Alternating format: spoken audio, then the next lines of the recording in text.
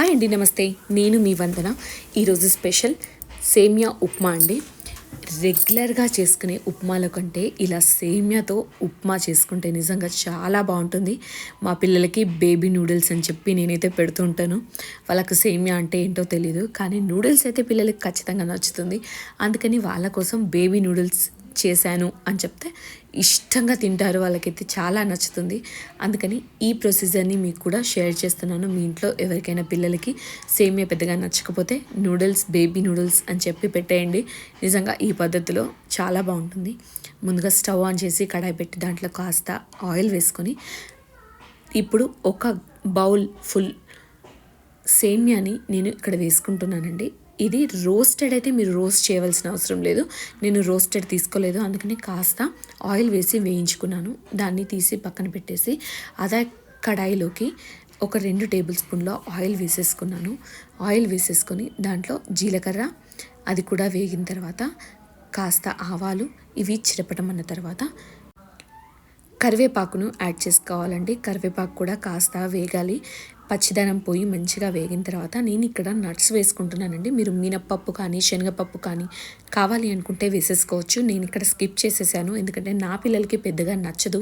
అందుకని అవి 2 స్కిప్ చేసేసి వాటికి బదులు క్యాషు అలాగే పల్లీలు కూడా వేసేసుకున్నానండి. వీటితో పాటు 2 ఎండుమిరపకాయలు కూడా వేసి మంచిగా వేయించుకోవాలండి.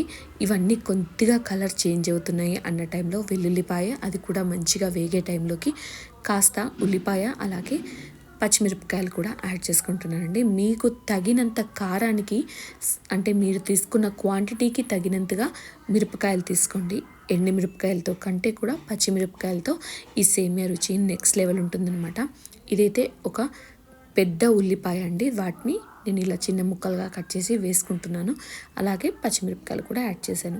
ఇవన్నీ మంచిగా పచ్చిదనం పోయి మంచిగా వేగాలండి. మనం రెగ్యులర్గా ఎలాగైతే ఉప్మాలో ఉల్లిపాయలు ఎక్కువ వేసుకుంటే టేస్ట్ చాలా బాగుంటుంది అని అనుకుంటాము, సేమ్ అలాగే అండి సేమియా ఉప్మాలో కూడా కొంచెం ఉల్లిపాయలు ఎక్కువగా ఉంటేనే చాలా బాగుంటుంది. ఇవన్నీ వేగిన తర్వాత చాలా అంటే చాలా తక్కువ, ఒక చిటికటి కంటే కూడా తక్కువ పసుపునైతే నేను ఇక్కడ యాడ్ చేసుకుంటున్నాను.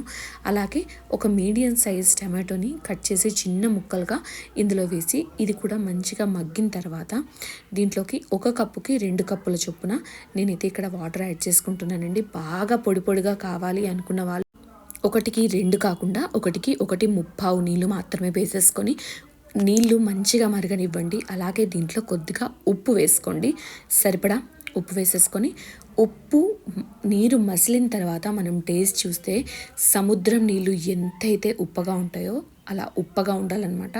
అప్పుడే మనం సేమియా కానీ ఉప్మా రవ్వ కానీ వేసి ఉడికించుకున్న తర్వాత పర్ఫెక్ట్గా మనకు ఉప్పు సరిపోతుంది. చప్పగా ఉంటే మళ్ళీ తర్వాత మనం ఉప్పు యాడ్ చేస్తే ఒక దగ్గర కలిసి ఒక దగ్గర కలవకుండా ఉంటుందన్నమాట. అందుకని నీరు ఖచ్చితంగా టేస్ట్ చూసి ఉప్పగా ఉన్నాయి అనుకున్నప్పుడే మనమైతే ఇక్కడ సేమియా అయితే వేసుకుంటున్నాను. ఇది వేయించింది రెగ్యులర్ది మాత్రం డైరెక్ట్గా ఇక్కడ కూడా వేసేయచ్చండి. రోస్టెడ్ది మనం తీసుకుంటే వేసి మంచిగా కలిపి ఒక 5 నిమిషాలు హై ఫ్లేమ్లో పెట్టి మూత పెట్టి పెట్టేయండి. 5 నిమిషాల తర్వాత స్టవ్ని హై ఫ్లేమ్ నుంచి మీడియం టు లో మధ్యలో పెట్టేసి మంచిగా ఉడకనివ్వాలి. అక్కడ ఉమ్మగిల్లుతుందనమాట. అందుకని ఇక్కడ మీడియం టు లో ఫ్లేమ్లో పెట్టి ఉడికించుకోండి. చూసారా హై ఫ్లేమ్లో ఎంత త్వరగా ఉడికేసింది అని. ఇలాగే పెట్టేస్తే చాలా పొడి పొడిగా అయిపోతుందనమాట. కానీ పిల్లలు తినాలి నాకు, అందుకని చెప్పి నేను మీడియం టు లో ఫ్లేమ్కి మార్చేసుకొని కాస్త మెత్తగా చేసుకుంటున్నానండి. అలాగే ఈ స్టేజ్లోనే నేను కరివేపాకు కూడా యాడ్ చేసేసుకున్నాను. తర్వాత మళ్ళీ కాసేపు మూత పెట్టి మంచిగా ఉడికిచ్చేసుకొని మంచిగా సాఫ్ట్గా వచ్చిన తర్వాత నేనైతే మళ్ళీ ఇంకాస్త కొత్తిమీర చల్లేసుకొని వేడివేడిగా పిల్లలకైతే సర్వ్ చేశాను. పిల్లలకైతే ఎంత ఇష్టమో ఇలా బేబీ నూడిల్స్ అని చెప్పాను కదా, అలాగే పిల్లలకైతే అలాగే చెప్పి సర్వ్ చేస్తుంటాను. పిల్లలకి నచ్చేలాగా మనం వంట చేయడమే మనం నిజంగా చేసిన మంచి పని అన్నమాట. ఇది నేనైతే ఇలా బేబీ నూడిల్స్ని చేసి పిల్లలు తినేటప్పుడు ఆస్వాదిస్తుంటారు కదా, నాకు చాలా నచ్చుతుంది అనమాట. మీరు కూడా ట్రై చేయండి, చాలా బాగుంటుంది. వీడియో నచ్చితే లైక్ చేయండి. Thanks for watching.